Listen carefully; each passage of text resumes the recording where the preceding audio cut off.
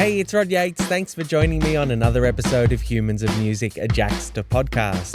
Each episode, I talk to a music creator or industry professional about their life and career, the ups and downs of their journey, and the lessons they've learned. And my special guest today is British singer-songwriter Conor Maynard. So Conor's story is really interesting because he was one of the earliest artists to really embrace the power of YouTube. He was in his teens when he started uploading covers to the platform, and his version of Neo's Beautiful Monster quickly racked up more than 1 million views. Before long, managers, record labels, and Neo himself came calling, all looking to work with Conor. By the time he was 19, Conor had released his 2012 debut album Contrast, which hit number 1 in the UK and yielded 5 top 10 singles. The road since hasn't been quite as trouble-free. But 10 years after Contrast, Conor has well and truly taken back control of his career, releasing his new music independently and using his social media savvy to engage directly with his audience. We talk about that whole journey in this interview, but we started right back at the beginning with Conor growing up in Brighton in the UK. I think I read an interview with you where you were saying your mum saw very early in you that you had a performing spirit to you, that you liked to perform. What do you think she saw in you?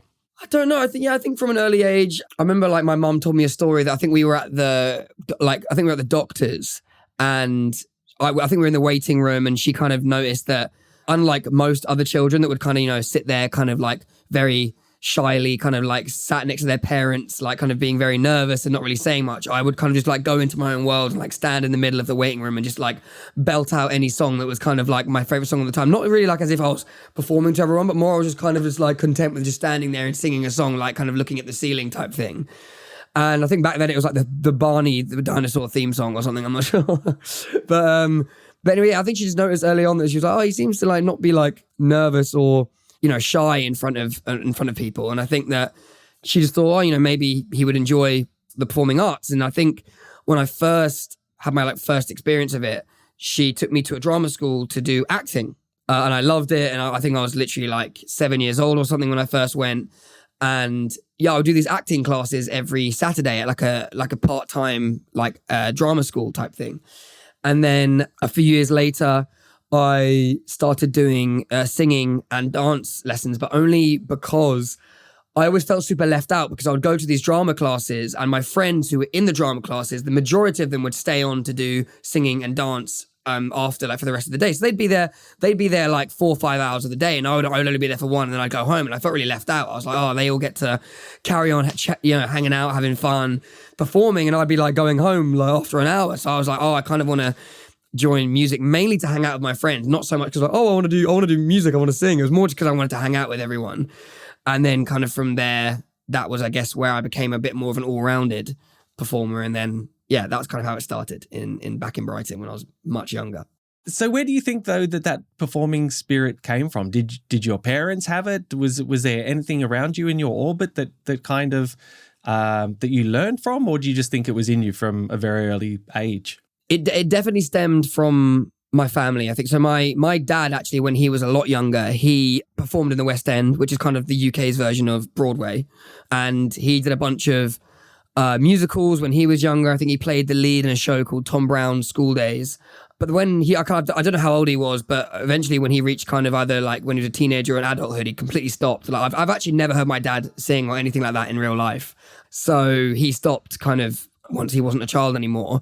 And my mum's dad, so my grandfather on my mum's side, he was a professional performer. So he would sing for fans and he would just do live shows kind of back in the day. And it was mainly kind of acting and singing and dancing. So it was kind of like stage performing. But so it definitely came, and I've heard my mum, I've definitely heard my mum sing in the kitchen when she's cooking and stuff, and I can definitely tell that she can sing. So it definitely came through the family, 100%. Do you think that they had ambitions for you to go into that realm as well? Well, that's, I guess, where that I feel like it kind of stops there, because although I guess I received the kind of natural talent from them, I would say that they probably had a little bit more traditional kind of ambitions for me. I think that they probably thought I would definitely do something a little bit more academic, and I think they definitely wanted me to go to university, take my exams, etc. And I kind of just, stumbled across this absolute passion for creating music when I was, I don't know, about 15, I would say. But I think I was about 15 when like I just suddenly realized that my hobby was just recording music and just kind of making music and recording covers or whatever. Probably when I was around 15. And I think that at first they were potentially a little bit worried about it. But obviously, you know, it kind of worked out in the end. So, and my mum, funny enough, my mum always kind of tells me that one of the reasons she was so kind of nervous about it is because, you know, shows like X Factor and, you know, America's Got Talent, etc., and Britain's Got Talent and all that kind of thing were so big, and you would see so many people that would like go and audition, and their parents would be like, "Oh, they're undoubtedly the best singer I've ever heard," and then they would sing and be like the worst thing you've ever heard, and you'd be like, "Wow, their family are almost so delusional that they're like, just because it's like their child, they're like, yeah, he's the best singer or she's the best singer I've ever heard," and they were terrible. And I think that she was worried that, well, what if I just think he's good because he's my son and he's not actually very good, and then he goes out and embarrasses himself.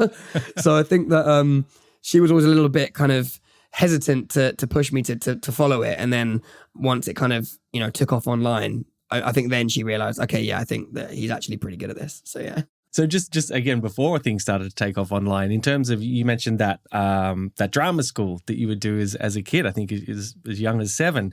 Were you a kid that needed that outlet? Did you have a lot of energy? Were you always bouncing off the walls?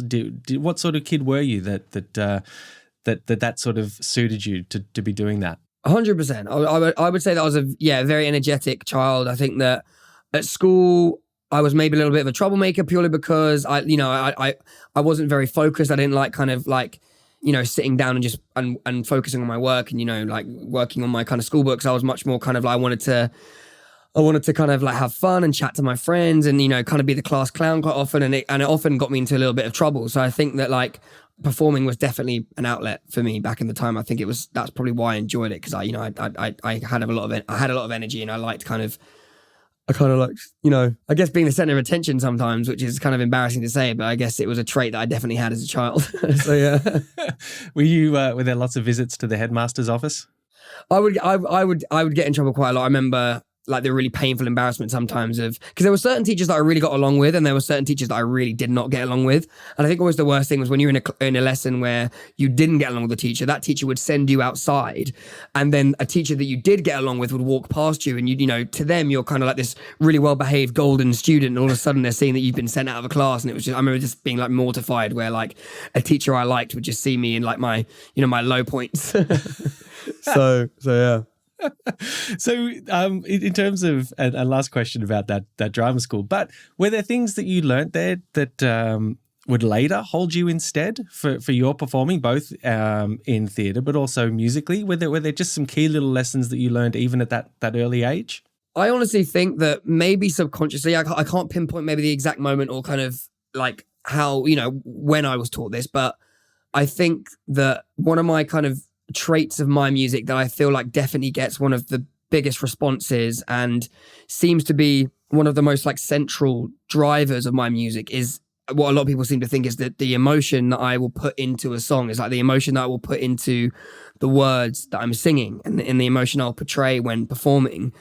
And that I probably definitely learned that from my drama school originally. I probably definitely got taught, you know, that the audience will definitely respond better to a performance that they perceive as real, that they perceive as, wow, this person is actually going through this. This is a real, this is kind of like raw, real emotion kind of unfolding in front of me. I think that I definitely probably learned that technique back at drama school. So yeah. Okay. And so when does music start to become important to you? Like what artists come on your radar first? Ooh, growing up, who did I love growing up? I mean, I feel like my love for music kind of darted all over the place. Like as I grew up, I think that I went through all different things. My dad kind of grew up listening to, well, my dad, as I grew up, my dad listened to a lot of Motown. He loved Earth, Wind and Fire, and he loved Stevie Wonder, and he loved kind of a whole bunch of different artists. And then as I grew up, I remember around like 13, I went in a bit of like a punk, like pop rock, like phase where I listened to people like Good Charlotte and Green Day, etc. Yeah. And then I went through kind of more of an R&B phase where I listened to, you know, kind of Mario, Neo, Usher. And yeah, it kind of just, it was just very eclectic. And it kind of was, I guess all of those different genres and styles probably influenced me later down the line. But yeah, I loved a whole bunch of different music, really. So yeah. And where were you getting it from? Like, what was your gateway to all of this? I don't really know. It probably was definitely influenced by like my friends and who I hung out with. I think that's, at school there was like a phase where like everyone loved Good Charlotte and everyone loved Green Day and everyone loved that kind of like punk rock type thing. So I was definitely heavily influenced by my friends and everyone at the time.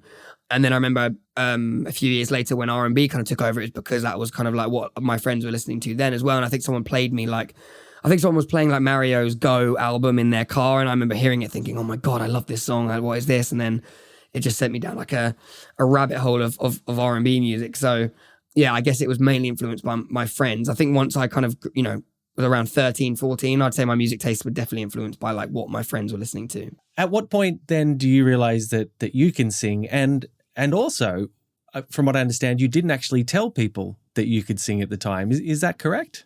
Yeah, no. Well, I mean, at first I was kind of just, it was my own like thing really. And I think it's because, a lot of my, like, I think being a boy at school around that age at that time, it was kind of like, I wouldn't say it was considered very cool to like say that you were a singer or to say that you enjoyed singing. I think that, you like even my mates, if I was to sing in front of them, their reaction would just kind of be like, oh yeah, that's sick. Can we go play football now? Like, what I mean? I think that they didn't really care to hear me sing at all. So I think it was only kind of later down the line when I was about 15, 16, where I just kind of got way more into it. And I had a few more moments. I remember, there was this girl actually that I went to school with that I really, I think I definitely fancied her quite a lot of the time. And I think I sang in front of her and her reaction was like, oh my God, you're amazing. And she was like so blown away. And I remember thinking, wow, like that. Yeah, this works.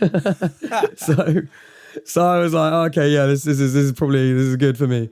So I remember like that reaction. And then she kind of told a lot of people at school that I could sing. And then I remember there was a guy that I went to school with who came up to me. I remember thinking, oh my God, what's he going to do? Is he going to beat me? Is he going to beat me up? I don't know what he's going to do. And then he kind of came up to me and he was quite like an intimidating figure in our year at school. And he was just like, oh, like my older sister really wants you to sing a cover of this song. Can you record it and put it online? And I think I then found out later down the line that he didn't even have an older sister, so it was definitely him asking. So I think it kind of got a little bit more accepted the older I got, and I guess the further we all got into adulthood, I think more people considered like singing and music a lot more kind of cooler and creative. So yeah. So when you start putting covers on YouTube, what's the goal? So originally, the goal was just to find out what people I didn't know thought of my voice, because originally I was only uploading the covers I was recording to Facebook, because obviously the only people that could then watch it or then come across it were my friends on Facebook. So kind of they would just comment on it and say, oh, this is really good or whatever. And I then became really intrigued to like, well, what do people I don't know think of my voice? What are they going to say? Because maybe my friends are just being nice because they're my friends. So I then uploaded it to YouTube with the intention of finding out, what do strangers think of my voice, and yeah, it was thankfully positive. It ended up being positive feedback. So yeah. Were many people doing it at that time? Because obviously it's very common now. No, not that's funny. Actually, I was literally having this conversation with my best mate earlier that we kind of did it around a time where no one was really doing it. No one was really utilizing YouTube for that, and I think that. Definitely back then you couldn't monetize YouTube videos. That wasn't a thing. So yeah, it was more just a hobby. It was just kind of something I enjoyed doing. And yeah, it wasn't kind of thinking, oh, other people are doing that and it's blowing up their careers. It was more just, oh, I really enjoy doing this. So yeah. It's so fascinating because clearly you were very passionate about doing that. If things hadn't taken off on YouTube, did you have in your mind what your path would have been? I have no idea. I've often thought about this. I mean, at school, the subject that I performed best at was geography. Like outside the performing, and the subject that I got the best results in was geography. So maybe I would have been an archaeologist or something. I don't know. An archaeologist or a geography teacher, maybe. I have no clue, but I feel like I probably would have gone to uni to study geography potentially. But I'm not entirely sure because. I actually growing up, acting was my main goal. I wanted to be an actor originally. So yeah, I feel like had singing not been ended up being the main focus and I'd end up doing that, I feel like I would have maybe spent more time I'd maybe pushed harder and pursued acting a little bit harder. Okay. And then from what I understand, when you first started uploading covers, they were, you were getting some hits, but then you uploaded OMG by Usher, your cover of that, and you got about 100,000 hits. And then came Beautiful Monster by Neo, which hit 1 million.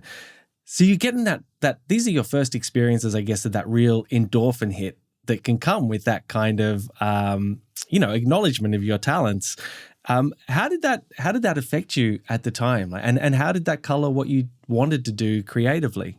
So I would say it had a bunch of different effects. I think that, back then when these kind of views started pouring in and I was, as you said, I was kind of experiencing my first, I was having my first experience of like, people are actually listening, hundreds of thousands of people are listening to my music. Oh, wait, no, hold on. It's millions now are listening to this song. And then as the numbers continued to grow, I remember like back then, there weren't many ways that I guess people could connect with artists that they liked or listened to. And I remember that the first thing that started was my personal Facebook page just started having random people like write on, but this is back in the day where, I don't know if you still can, but you could obviously write on people's walls back in the day on Facebook.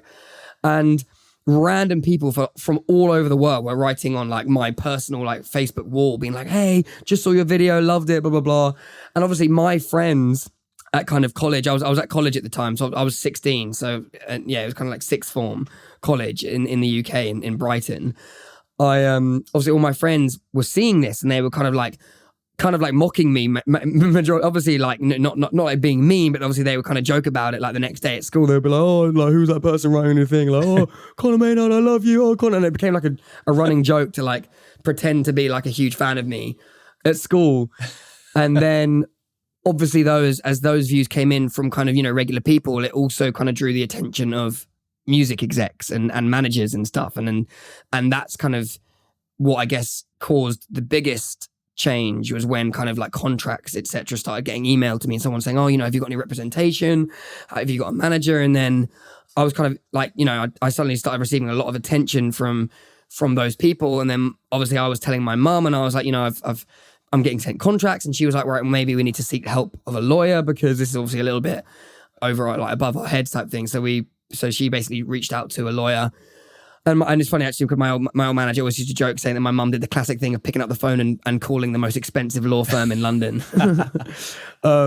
which is what she did. And then I think she sent over like a lot of links of my stuff to that lawyer, and then that lawyer was just like, wow, like this is really cool. I reckon I can get him a lot of offers from record labels, etc. And that's exactly what happened. Like once she kind of shopped me out to kind of the major record labels around the UK, I basically got a bunch of offers and made a choice. So then Neo, who's someone who was an influence to you growing up, he actually gets involved and becomes something of a mentor to you. How did that happen? And in what way was he a mentor?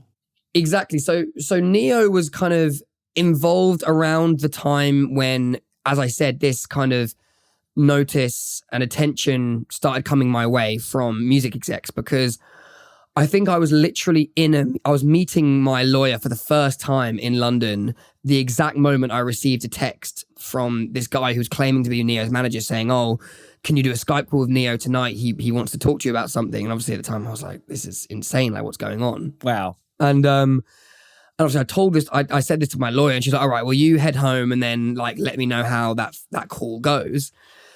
And obviously on the call, Neo said that he wanted to sign me. And then the next day I told my lawyer and she said, right, well, this is amazing news because I can now essentially tell all the other labels in the UK that, listen, if you don't get this kid now, Neo is going to sign him. So, you need to be hot on this, which kind of pushed them to kind of finalize all their offers, etc. And then once that happened, I ultimately decided to sign to a UK based label because I know that one of the terms that Neo's team wanted was that I would move out to America. And I think I was like 17 at the time and I was definitely not ready to move out to the States by myself to kind of pursue music with Neo's kind of team. So I kind of, I explained that to Neo and I said that, I'm so thankful for like everything you've done and in the attention you've given me and the support you've given me. But I think as of right now, I'd rather sign to a UK based label. And he actually was really cool about it. He really understood. And obviously there were no grudges held because, from what happened a little bit later down the line. But I would say that, he played a huge part in the initial part of my career. But so in terms of Neo being a mentor, like in what ways did he mentor you, and what did you learn from him? So I would say, in regards to being a mentor, I would say mainly kind of, it was a little bit later down the line. I feel like, a little bit later down the line, once I kind of had done the kind of first process of writing my first few songs and getting in the studio with different writers and producers and working on music, kind of finding my feet in the whole thing. A little bit further down the line, him and his team kind of reappeared and got involved once again, and you know, we organized a session in LA, so I flew over to LA to do a recording session with Neo, and that's where Turnaround, which was my third single, ended up being written. But it was actually written before the first single even came out, so Turnaround was already ready before I'd even released anything. And he was just like super cool, and obviously he jumped on the song as well. And I remember that moment where he told me that he was like, oh, you know, would you be cool with me being on the song? And obviously in my head I was like jumping up and down, being like, yes, oh my God, please record it now. But obviously at the time I had to try and play it cool. I was like, oh, interesting. I have to have a think about it, you know, I'll get back to you type thing.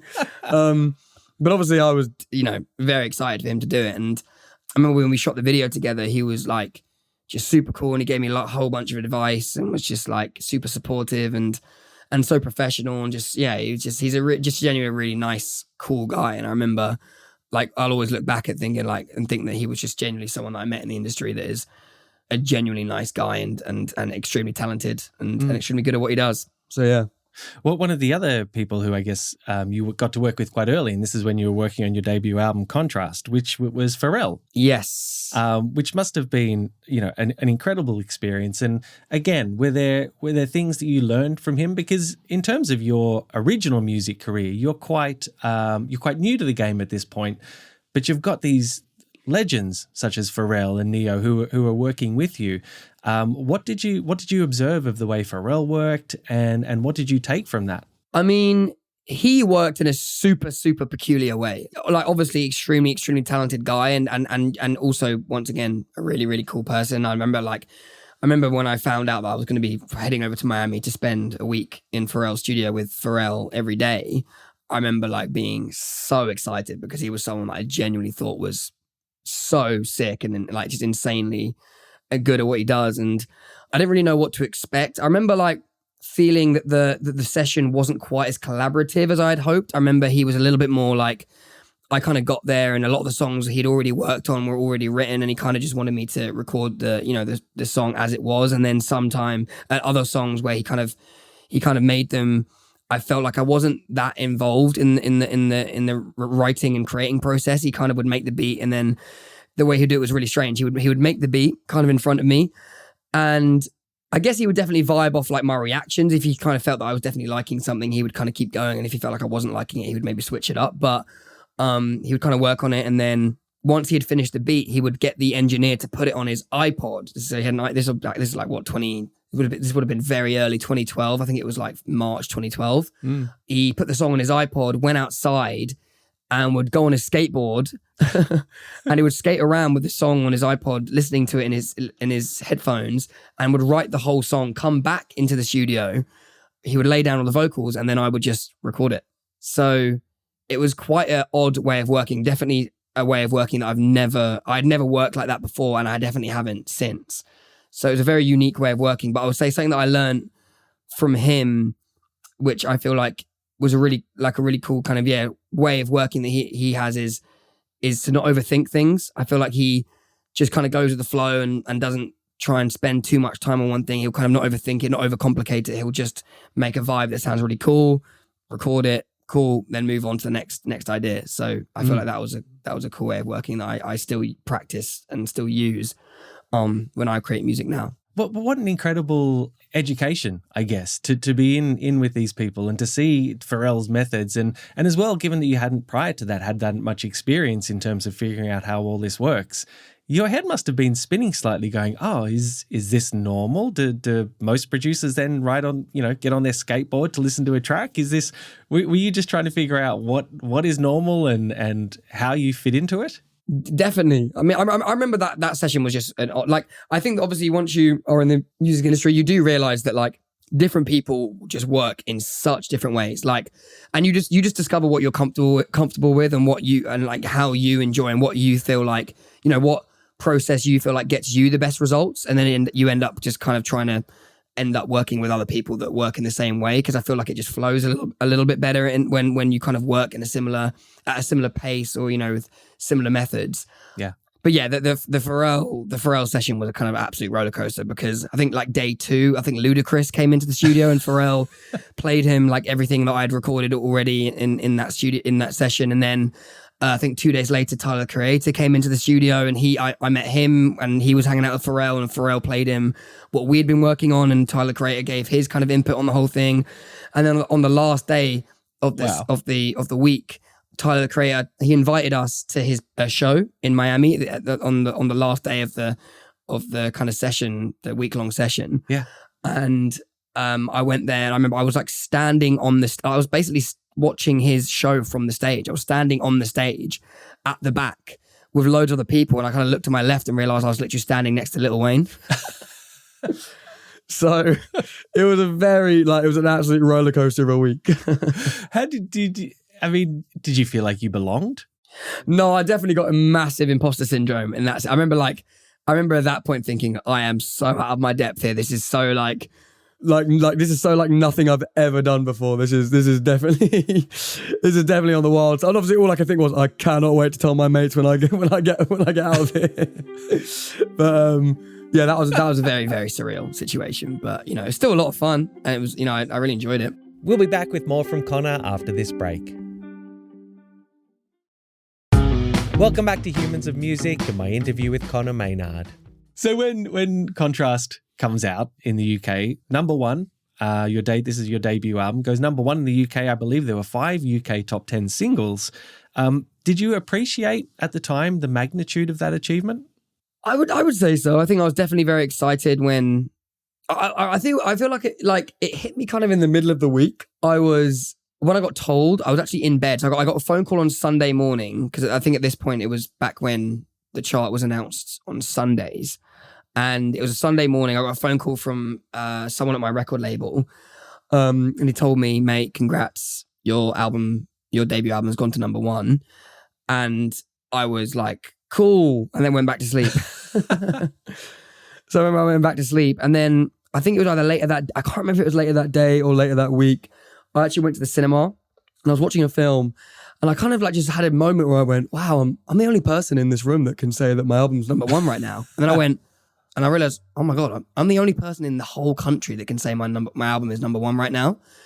And I just remember thinking that was a really surreal feeling. And I remember thinking that's definitely an achievement. I remember the day it went to number 1 on the Sunday.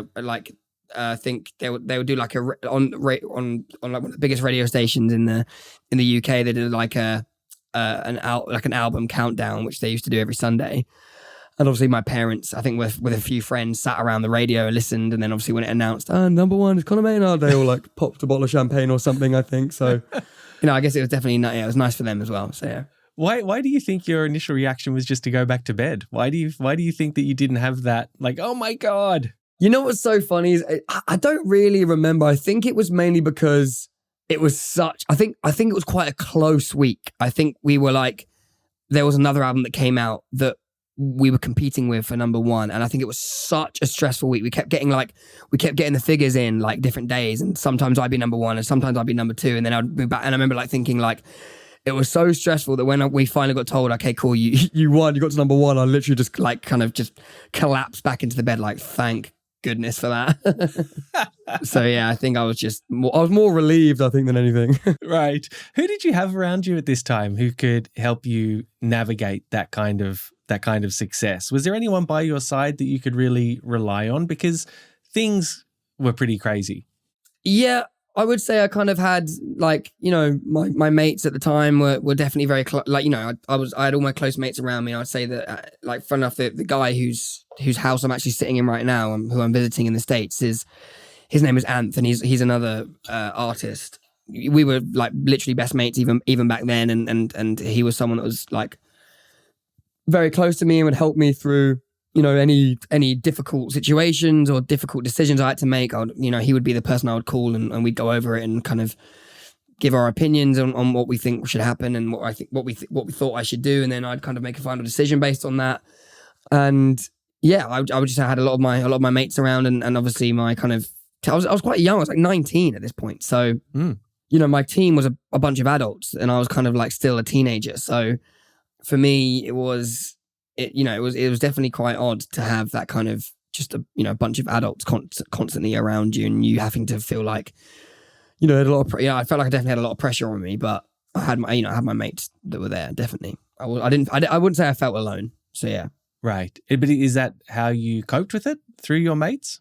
Probably. Yeah, I would say like it was just about balance. It was like having my mates and being able to just have fun and unwind sometimes, and then sometimes just really diving into work and focusing on making music. And I think that as long as I had that balance right, I enjoyed it. I think one of the interesting things you've said since that now is that looking back, back then you thought that you had to please your managers. You know, you had to please those adults around you, and that perhaps you didn't have the control that you actually deserved and you actually really did have.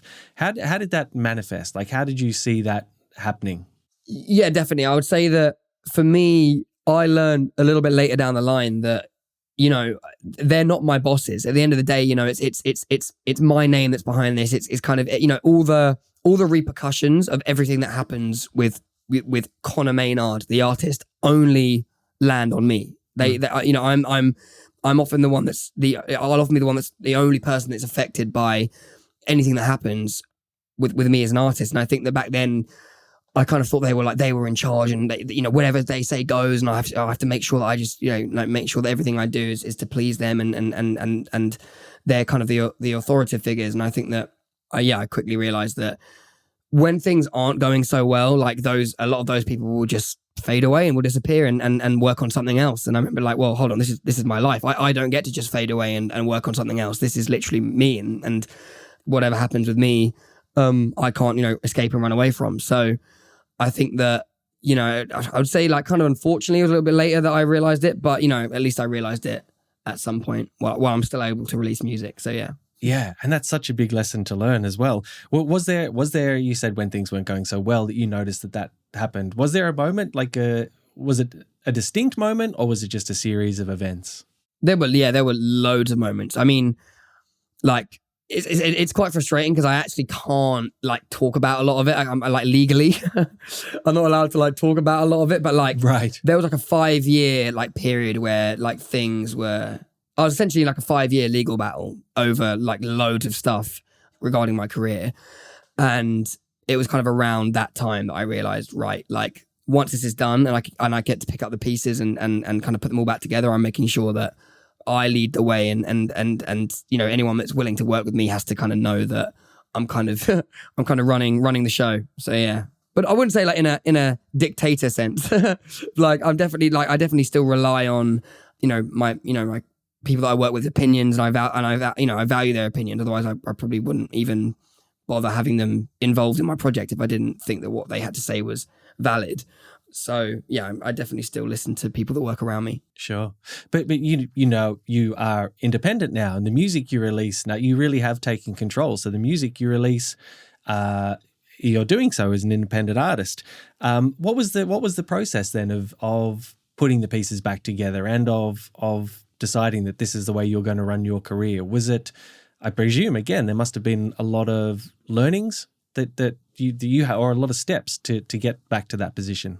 Oh, 1,000,000%. It was almost like a whole new phase, a whole new learning curve for me. I didn't know how to release music. I literally didn't know how you put a song out and make it go on Spotify. I didn't know any of those things. I had to kind of like learn from the ground up, like how to release my own music. And I think that I just kind of spent the last, 2.5 years kind of just, finding my feet and navigating this kind of industry as an independent artist. And I'm definitely very, very happy that it's ended up this way, because I massively prefer it, albeit it's a lot more pressure and, it is quite scary at times. I think that I do prefer working this way because I feel like I'm more in control. I actually get to reap the rewards. If something works, if something does well, I actually get to feel that I'm being rewarded for that.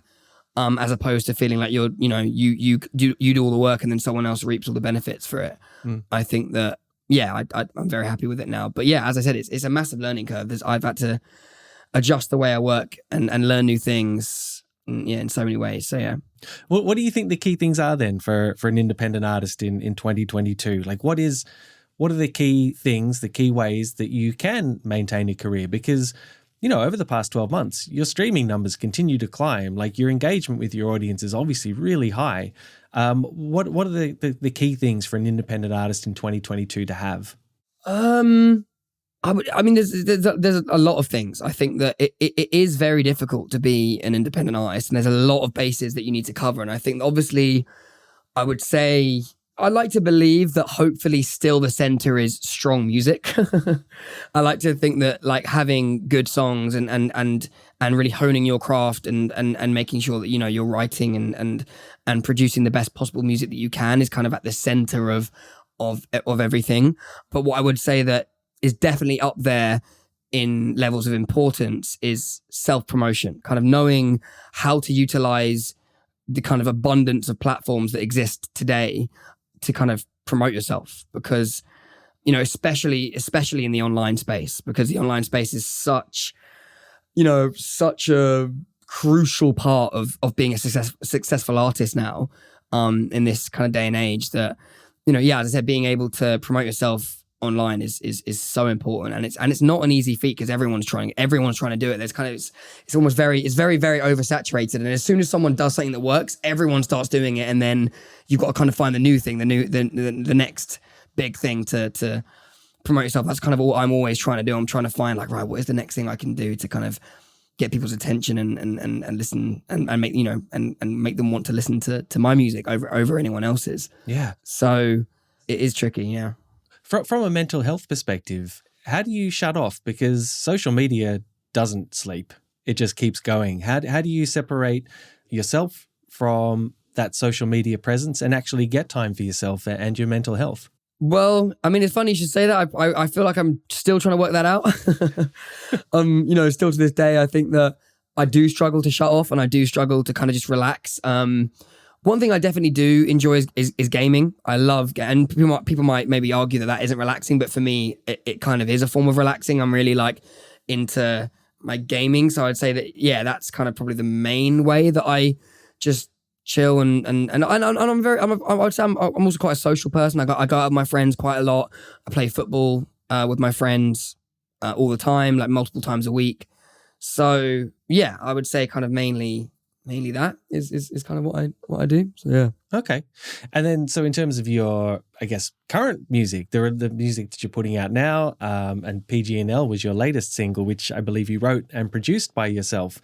Yes. Everything you've told me then about all the experiences that you've had throughout your career and the people you've learned from, are they all experiences that you can now utilize in that process of writing the music and producing the music? Yeah, I think so, definitely. I think that like songwriting is quite an interesting thing in the fact that like, you can kind of like, sometimes you'll have a literal situation that is happening in that exact moment and you'll write a song that is just fully about that. And then sometimes you might not be going through anything, that important, but obviously you have been through things in your life to take from to piece a song together, regardless of whether or not you're kind of literally going through it in that moment. But I would say that when you're kind of going through something at the time, like I would say kind of annoyingly, because, I don't want to be going through hard times. I don't want to be going through troubling moments, but I feel like frustratingly that when you write a song that's completely focused on something that's happening in that moment, I think people seem to react really well to it. I think people can like see that it's coming from a real place and can relate to it and will kind of apply it to their own lives. So yeah, annoyingly, heartbreak equals great music, and it's kind of a age old, like I feel like it's such a cliche thing, but it genuinely is true. Annoyingly. So is that what has been informing the songs that you've been writing for your album? I would say like I don't know. I'd revolve my songs around all different things. It might be something that's like just a little bit more abstract, a little bit more kind of like not completely relatable to me, or completely like something that I'm going through. So I don't know. It kind of depends what mood I'm in. It's kind of like when you're kind of at different moments in your life. Like if you're in the car, you might want to listen to a specific song. If you're out at a bar, you might want to hear a specific song. If you're going to bed, you might want to listen to a specific song. And I think creating music is the same. Some days I wake up and I'm like, oh, I really want to write like just a club banger today. And then other days I'll be like, oh, I really want to just sit by a piano and write something really sad. And then other days you'll be like, oh, I really want to write a song that everyone's just going to be able to sing along to and like yell drunk at a pub type thing. So I think that it just kind of depends what mood I'm in when I'm writing. So yeah. Sure. So with you've got a world tour which is starting in September. After the past several years now of lockdowns and all sorts of COVID related stuff, how are you feeling about being exposed to your audience in that way and actually being on the road? Yes, it's super nerve-wracking. I think that even like flying here to the States, like I think after coming off of like essentially a 2.5 year, ban on travel and basically even going outside, I feel like it does still feel a little bit weird to like long haul flights still feel a bit weird to me now. I get a bit anxious before them. I feel a bit anxious during them, and even when I land, I feel a bit uneasy. Like I'm kind of just not used to it. I'm not used to going to a different country and being in a different place. I got so used to just literally being in my flat 24/7 for the best part of 2 years in London. So kind of, tour is like the polar opposite of that. It's literally being in a different city every day. So I'm a little bit nervous about going and just the travel side of things. In terms of the performance and the show, I'm definitely more excited about that aspect. I'm looking forward to putting the show together and experimenting with the set list and figuring out what I want to do for the show and like how I want it to look, how I want it to be perceived, and the kind of experience that I want to give, all the wonderful fans that buy tickets and show up. I'm excited about that part and seeing all of them and that part's going to be a lot of fun. That act of actually putting the show together. Who taught you how to do that? Because if I understand correctly, I think the first gig you ever saw was Tiny Temper when you were 18. So it's not like you sort of spent your teens going to lots of shows and seeing how people did things live. When you first started to perform, how did you learn to do that? And who are you learning from? I feel like it came from a lot of different things. I think when I did my first ever tour, I think I remember my management or my label bringing in like a stage kind of coach type person who kind of came in and taught me different techniques of like stage presence and that kind of thing. And also I would just like, I would kind of take inspiration from other shows. I remember like I think before my last tour, I went on a bit of like a YouTube like binge of just kind of watching a bunch of different live concerts and just seeing like, okay, what are people like doing? What is working? What isn't working? And I remember one show that I went to see that like I would say heavily influenced my kind of the way that I prefer performing was I went to see a Bruno Mars concert at the O2 in London. And I was just so blown away by like how just like it was just like non-stop entertainment, like from literally from the first moment he walks on stage to the very end. Like he's just such a good entertainer, and also because he like and this is something I would say is very similar to my own personality. He puts so much humor in his shows. Like he's actually very funny, and I think that for me, as soon as I saw that, I was like, oh, that is definitely an element I want to put in my shows. I want to like, because all my fans and followers know that I act like a complete idiot online a lot of the time, and I'm a massive kind of goofball, and I think that's a trait about me that they definitely like, and I think that I wanted to make sure I get that across in my live shows. So I made sure that in my last tour there was a lot of elements that were just meant to be funny, as opposed to kind of like like music performances, etc. Conor, just last couple of things. I just quickly wanted to ask you about in terms of songwriting. I believe at one opportunity you had the opportunity to write with Diane Warren at one point. Yes, incredibly legendary songwriter. What was that like? What did you learn from Diane?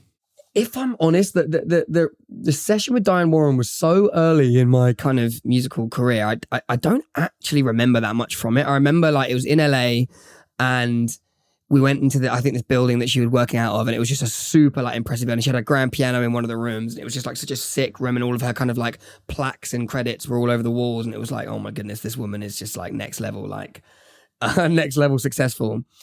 And I remember we wrote a song and it was really cool, but it didn't make the cut for the first album. We didn't use it in the end.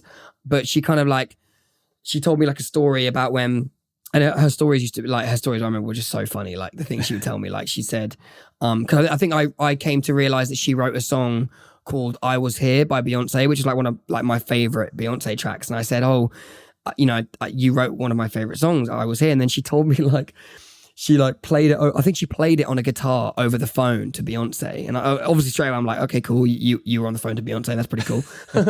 I was like, that's it. She's like, yeah, I played it over the phone to Beyonce. I can't, if I'm honest, I can't remember which way around it was. She either played it to Jay-Z or Beyonce, and then whoever she played it to first got the other one from another room and was like, right, and then called her back and they're like, I'll play this song again. And apparently, I think she called Beyonce, played the song. Beyonce went, that's the best song I've ever heard. Let me quickly get Jay. Got Jay, he listened to it and he went, that's the best song I've ever heard. Cool, she needs to, like, Beyonce needs to cut this now. And then she recorded it and it came out. Wow. So I remember thinking like, wow, she's got some wild stories. So yeah. And yet you decided not to put that song on your debut album. That's pretty ballsy. I know. But I think that this, I don't know. I think also what you got to remember is like, you know, I didn't want to kind of do that thing where it's like, well, it was written by them, so it has to be good. I felt like, you know, I just wanted the best possible music to be on my first album. And if I felt like, you know, obviously, if the session with Pharrell hadn't gone well, I wouldn't have. But obviously, luckily, we ended up with 2 songs that I really liked from that session. But if the songs, in my opinion, hadn't been up to par or just hadn't fit within my album, even though they were with Pharrell, I still wouldn't have used them because I didn't want to put just stuff on my album purely because, oh well, it's got the name behind it. I wanted the music to be as good as possible. So yeah. Right. So 10 years on, when your new album, your second album, I guess the follow-up to Contrast of original material, this will be your second album of original material. 10 years on when it comes out, what are you most excited about? Actually finally having a follow-up to Contrast 10 years on? Well, I'm not entirely sure. I think that you know, the problem is I think that the way that people consume music has changed so much. You know, when I released my first album, streaming didn't exist. The majority of album sales were all physical, which obviously means like CDs, etc. were like made up the majority of album sales.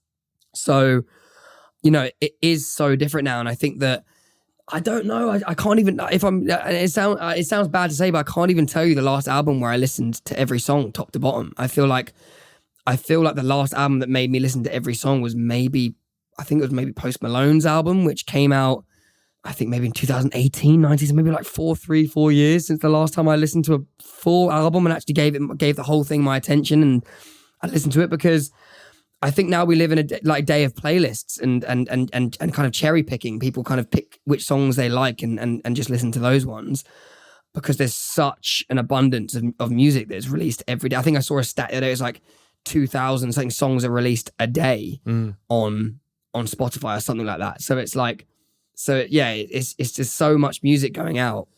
I don't really know. I don't know what will kind of bring me to release the second album, because at the moment I feel like it's just all about singles. I just want to keep releasing singles and putting different tracks out there until something, you know, connects in a huge way. Obviously, I think that as an independent artist, I've been extremely happy with how the releases have been going, but obviously the goal is still kind of that kind of absolute connecting, like chart topping track, sure, which is very, very difficult as an independent artist, but you know, hopefully achievable. So yeah. Nice one. Conor, just to finish up, Jaxsta is all about giving credit where credit is due. Are there people you'd give credit to for helping you get where you are today? Oh, I mean, countless people I'd give credit to. I'd give credit to all my best friends for kind of like just being my support system throughout my entire life, and you know, listening to me moan about basically everything and to do with my life. And obviously my family have always been so supportive, and you know, my current team that I have around me that are sick at what they do and believe in me, you know, 10 years down the line, which is super cool. And obviously, you know, my wonderful fans, like that, you know, they've stuck by me, or if they're new fans, like they've come on board now, like, you know, it's there's a lot of people I couldn't have done this without. So, you know, this definitely wasn't all me. So there's a lot of people that I would thank. So yeah. Nice one. Conor, thanks so much for your time, mate. It's been really great chatting to you. I appreciate it. All good, man. Thanks so much for having me. And that's it for another episode of Humans of Music. A big thanks to Conor for his time, and thank you for listening. Just a reminder that Conor's latest single, PG&L, is out now. If you have any feedback on the show or suggestions on who you'd like me to interview, or even if you just want to say hello, please drop me a line at humansofmusic@jaxsta.com. That's humansofmusic, one word, at Jaxsta, JAXSTA.com.